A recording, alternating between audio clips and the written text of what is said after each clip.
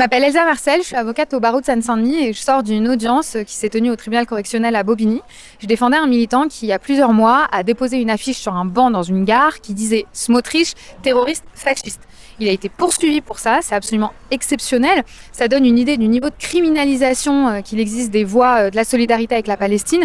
C'est indécent parce qu'il est poursuivi pour provocation à la haine raciale. Donc en fait, ils sous-entendent qu'il est antisémite. C'est une accusation qui est infamante, alors que c'est une affiche qui n'a absolument rien d'antisémite, c'est évident. C'est une affiche qui conteste la venue de ce ministre d'extrême droite, qui se revendique lui-même fasciste, qui est à l'origine en fait du plan génocidaire et qui joue un rôle fondamental dans l'épuration ethnique de la bande de Gaza et dans le massacre des Palestiniens. Il contestait sa venue au gala Israel is Forever, animé par une personnalité qui s'est elle-même mise en scène en train de bloquer l'aide humanitaire à Gaza. C'est d'autant plus indécent que le génocide entre dans une nouvelle phase avec l'annonce du plan de conquête de Gaza.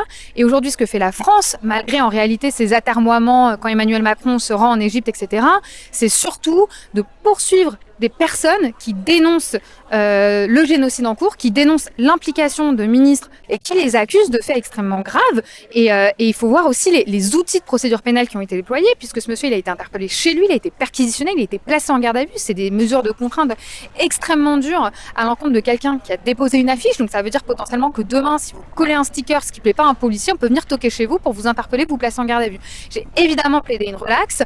On a le délibéré le 16 mai et je pense que c'est très important en réalité de s'opposer à ce type de pratique, évidemment de défendre les militants qui en font les frais, mais aussi de prendre la mesure de l'enjeu démocratique que ça représente pour l'ensemble des militants, des personnalités, des anonymes qui sont scandalisés par ce qui se passe à Gaza, mais plus généralement de toutes les organisations syndicales, politiques et associatives préoccupées de la défense des libertés publiques.